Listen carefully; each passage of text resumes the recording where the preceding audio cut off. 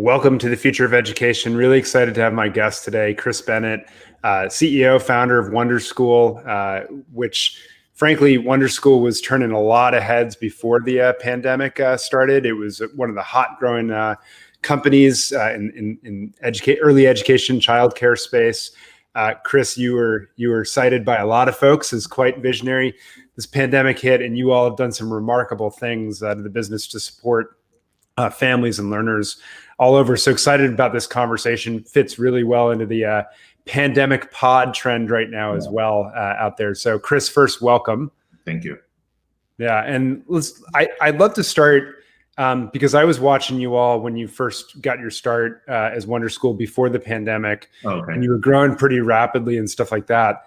Just love to hear, maybe for those that aren't familiar, just briefly what you were doing beforehand, but what the pandemic did to your business and how you all have adjusted. So I'll give you a little bit of background on Wonderschool and myself. I'm Chris Bennett. I'm CEO of Wonderschool. I'm originally from Miami, Florida. My parents are immigrants. They're from Honduras. And I grew up with a really large family. I have 31 first cousins. And 31 first cousins. And growing up, I was always did well academically, and never really sure what the reason why when I looked at my cousins. And one of the things that stood out for me is that I went to some really incredible preschool, and that preschool, I believe, really helped me in elementary school and middle school and thereon. And I was the first in my family to graduate from college, and I went to Wharton. And always really been interested in entrepreneurship, moved to the Bay Area because it's such a great place to start a company. And when I was here, I kept hearing from my friends that there was a shortage of childcare, that my friends were having a hard time finding childcare. And I thought that was really weird because in Miami, where I'm from, there's a lot of childcare. And there's a lot of in-home childcare. So my sister went to an in-home childcare program, and I would go to her program for after-school care. And the woman who started that business, she always did really well. She grew her business from an in-home business to a center in a commercial space. And my parents actually started a business next to hers. And I remember seeing people going in and out of her business all the time. So much foot traffic. There's so much demand for childcare. So I didn't understand why more folks weren't starting in-home programs. And what I found was that starting a program is really hard for a lot of talented educators, and it's really confusing. And so we thought, what if we could build an Airbnb-like experience where folks can use a technology platform to start a program and get their program up and running?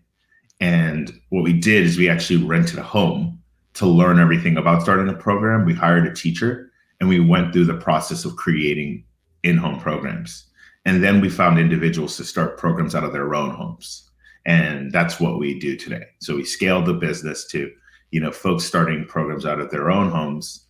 And along the way, we started to find folks who wanted to start forest school, so outdoor programs, and they started joining the platform.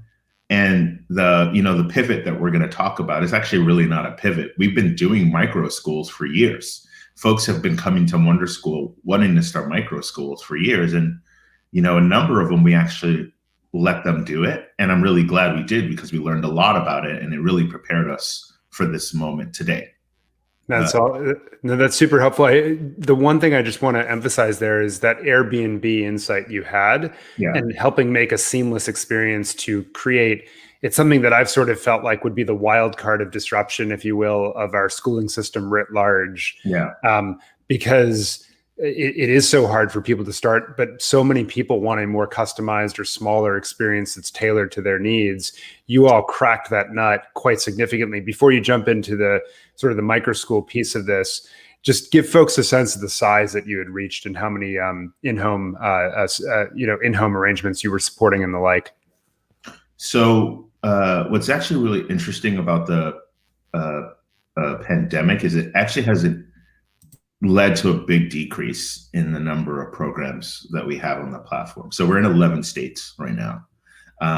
And what we're seeing is a lot of in-home programs for schools. They're still around because they don't have the same level of investment needed to start a commercial space. And with commercial programs, they're being forced to close because of shelter-in-place ordinances across the country. And so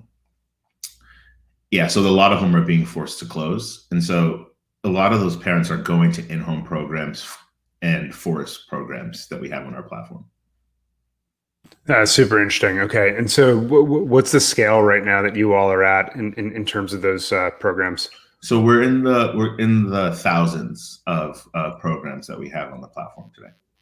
Very cool. Very cool. So talk about then, let's talk about, I guess, the impact that COVID did have or didn't have on the business. There were a lot of headlines about it at the time, but maybe more exciting then. So just a snippet on that, because what I really want to get into is then, parents have been rushing to create these pods and you all are really facilitating that right now. And so I want to talk about that work. Yeah. So when the pandemic, in March,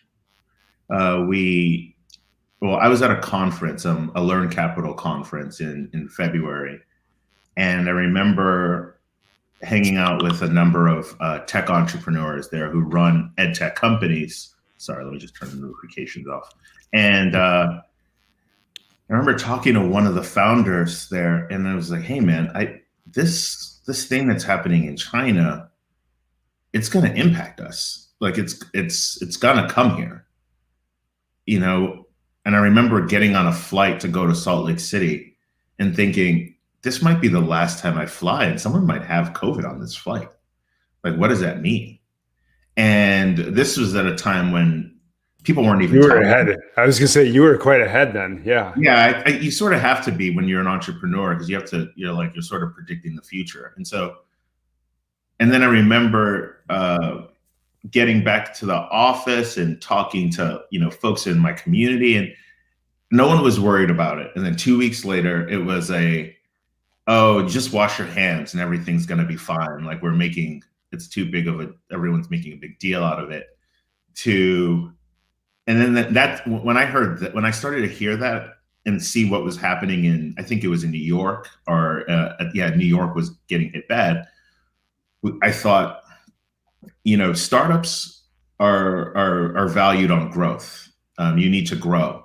It's not a company where you're trying to be, especially early on, trying to be. It's not a steady state business. Yeah, exactly. You're trying to be a steady state business. So our business model has been, we take a percentage of tuition, and so I thought, I don't know if every city in America looks like Wuhan, and everyone is sheltering in place, parents aren't going to want to put their kids in childcare.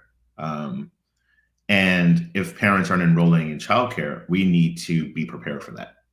And so we decided to make a really hard decision, because we had an incredible team, and it's incredible to see some of the roles that a number of them have gone on to do, and folks are starting companies. A lot of exciting things are happening for the folks that were on the Wonderschool team prior, but we had to downsize the team because we weren't going to be able to grow revenue the way we thought we would in the number of enrollments on our platform. And so we downsized in March, and that was absolutely the right decision, because we wanted to make sure we had enough runway to be able to prove out other parts of the business. And also, I wanted to give my teammates the ability and time to find something next. So we made sure everyone got really good severance packages. We covered a lot of folks' COBRA so that they had insurance during this hard time. And, I've been pretty involved in helping folks find their next thing.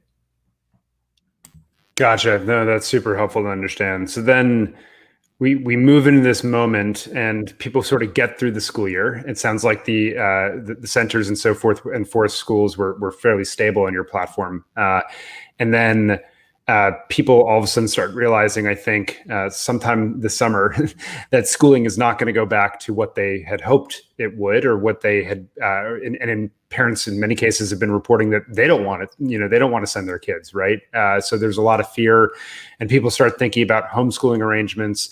They think about how are we going to care for our children during virtual schooling or remote schooling arrangements and the like. And in the press, all of a sudden, this pandemic pod and microschool phenomenon pops up. Microschools, as you said, it's something we've all in the sector, I think, been tracking for a long time. Yeah, but newer, right, to sort of the mainstream audience. And then you guys come out with an announcement a few weeks back, I think at this point, saying, hey, we're going to support people creating these microschooling communities. Absolutely. And there was an interesting twist on that, which was for those still enrolled, if I have this right, for those still enrolled in the district, right, yes. Or in the school. So talk about what you're facilitating and the why behind that. So we're just so well positioned to support the creation of microschools. Microschools are in-home, they're mixed age, and that's exactly what Wonderschool does for children between the ages of 0 and 5. Our classrooms are for children. Yeah, they're all mixed age. We find individuals who can start in-home childcare programs. We take them through the entire process of the creation of the program, the pricing, the licensing. They get access to our community through this, and they use our technology to do it. And then we help them fill their programs. And we've been doing that for a long time, and we're the market leader in this space. And so when I saw what was going on with microschools, the woman, I don't remember her name off the top of my head, but she started the Pandemic Pods. I believe her name is Leanne. She started the Pandemic Pods Facebook group, and then a gentleman named Yvonne, who runs the Seattle Pandemic Pods group. Prior to the rise, I posted on LinkedIn and said, hey, I'm starting to see people come to us saying they want to start micro schools, like more than I've ever seen. This is so interesting. Who should I talk to? And one of my investors is like, you should talk to Yvonne in Seattle. So I spoke to him. And then I started to see this Pandemic Pods Facebook group, because one of the big places where our programs promote their programs our providers promote their programs. They promote them on Facebook groups. And so I keep track of them all. And our platform helps our providers keep track of them. And I found Leanne's, and I messaged her and I was like, hey, this is really cool. You didn't exist a couple of days ago and you have 1,000 people in your group. And then I remember looking at it a week later, and she had 6,000 people in her group. And I think she has like 40,000 now. Wow. And that's within the main group. There's like a Pandemic Pods Brooklyn, there's a Pandemic Pods San Francisco. And I just saw this rise. And I was like, oh my God, this is one, incredible, the work she's doing and what Yvonne's doing. But two, there's a lot of demand for this. And and I'm like, hey, Wonderschool can help.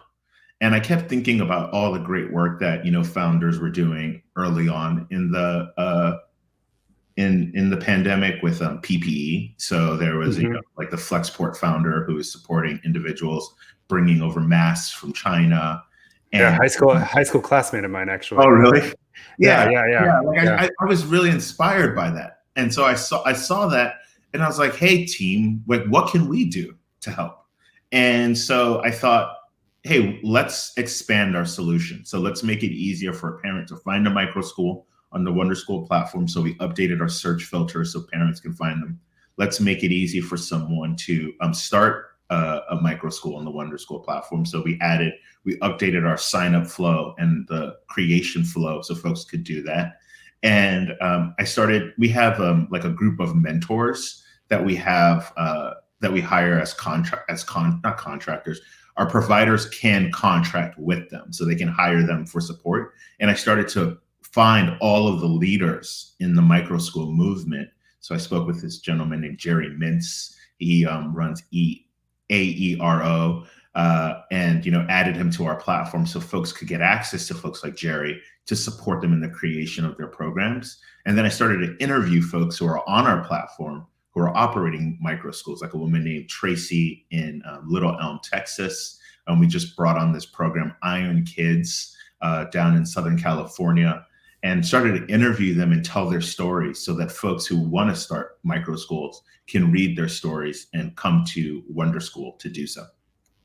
Very cool. So are you finding that as you're supporting these across many states, I think you said you support in 11 states at the moment, are you finding, so Central Thompson on watching on YouTube right now just asked, is there special licensing by states? And I guess I'd add, how different are the requirements as you move across the country for starting these micro schools? There absolutely is different licensing by state, and there's home, like what we're learning is that some programs are licensed as childcare programs. So the programs we already operate can take children up to 12 or 13.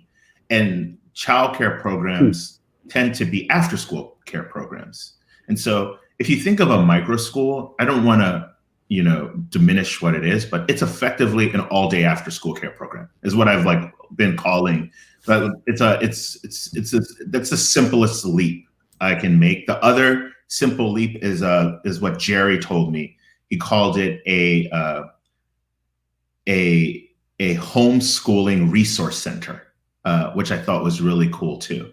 And so it's children who are learning their own thing, coming together for care.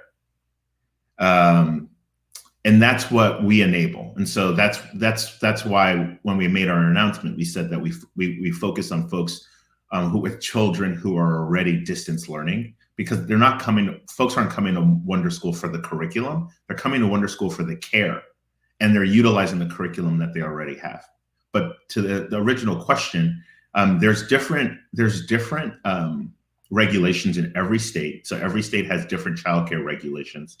And then if the child is actually going to use a new curriculum, then the family typically needs to get registered for licensing around homeschooling or potentially even a private school.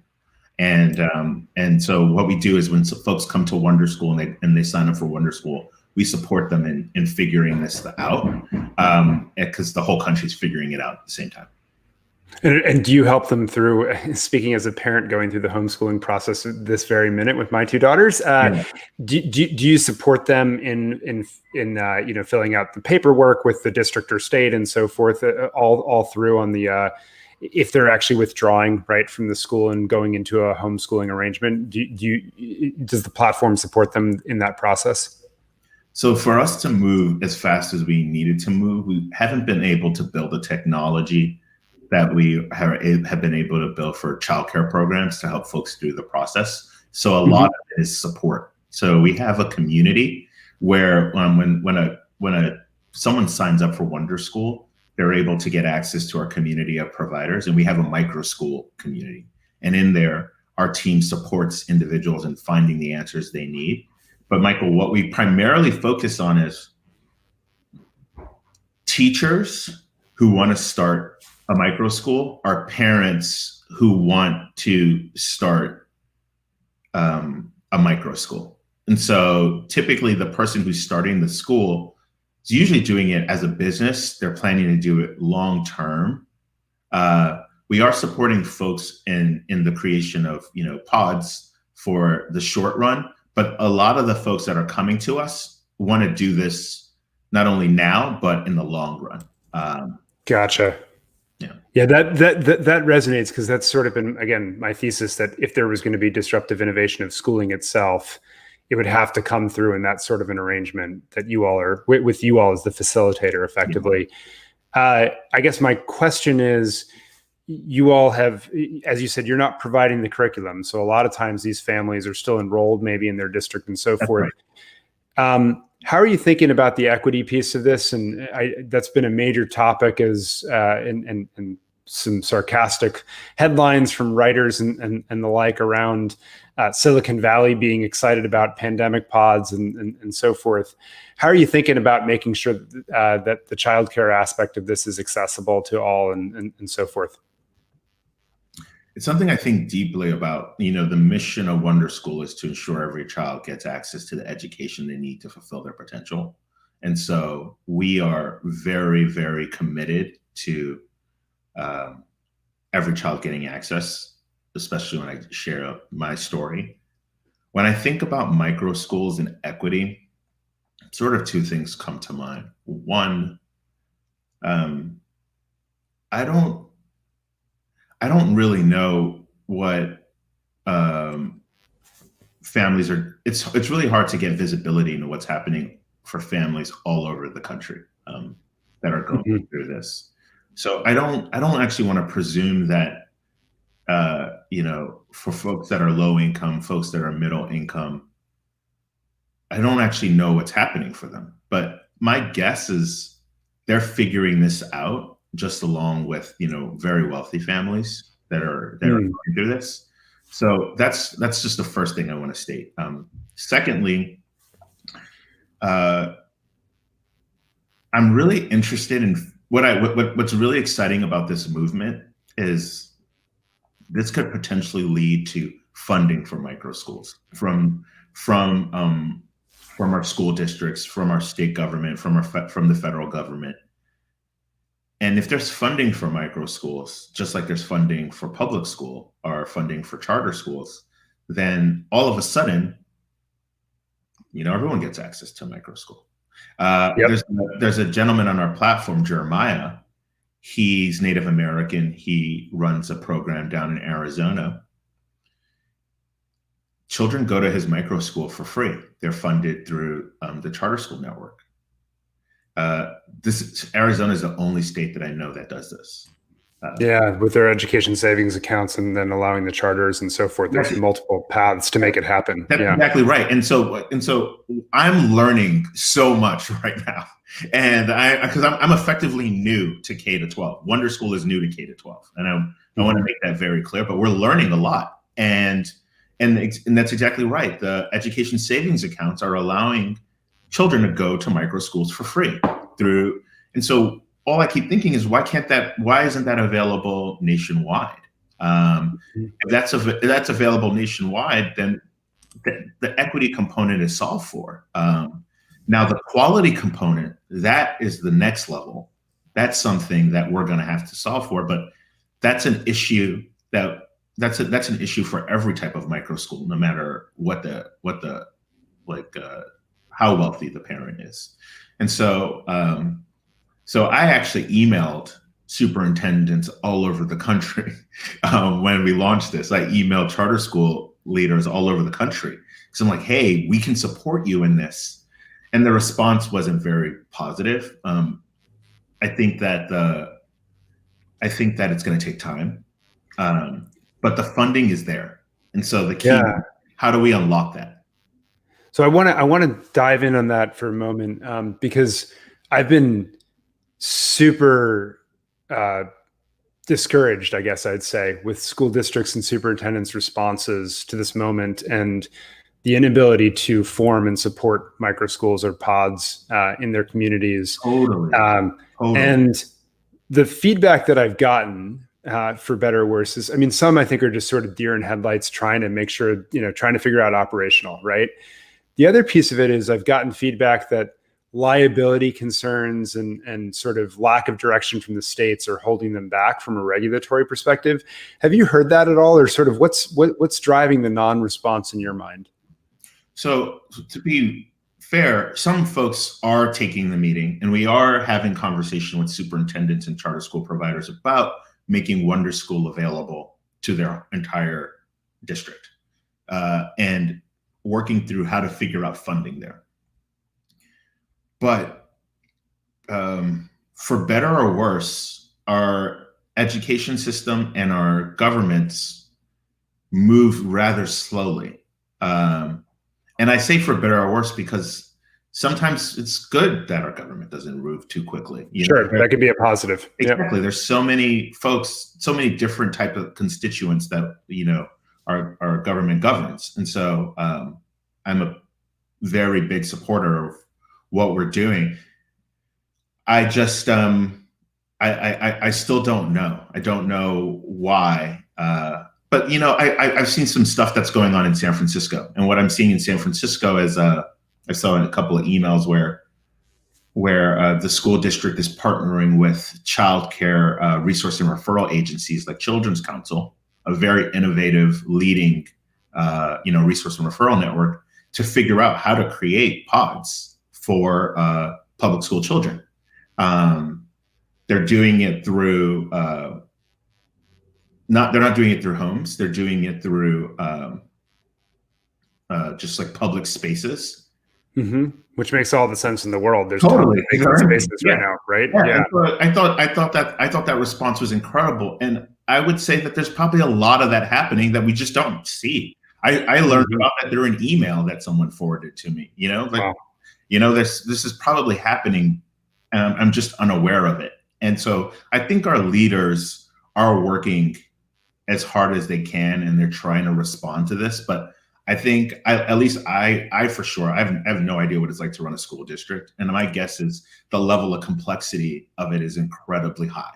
And there's a lot more to it than I would ever imagine. And so it's probably hard to be as nimble as a startup, primarily providing technology to folks to do it. So I'm sort of I think it's a good observation. It's interesting.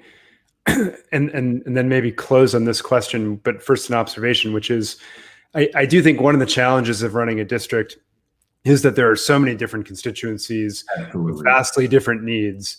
And in many ways, this pandemic has brought that out more than ever, right? Yeah. In the sense that some parents, if we're going to be at home, like hands off, I want the time with my kids. And if other parents, like if we're going to be at home, I want, synchronous live 8 to 3, like tons of programming, right? And then there's all the variations in between, hybrid preferences, in person, et cetera. And in some ways, microschools, though, are the antidote for that, because you can really, like you said, customize for certain preferences and make sure, theoretically, if we can build the quality up, that everyone gets a rigorous experience at the same time. Absolutely. So I guess the last question from on my end is, what are you seeing that's really inspiring right now on your platform? I'm sure you're seeing stories or groups coming together. Like what jumps out at you, and you're like, it can be 1 or 2, 3 things that you're just like, yeah, that's those people are going to get this, and it's great that we're there to facilitate it. Wonderschool is an interesting platform because we are a for-profit education company.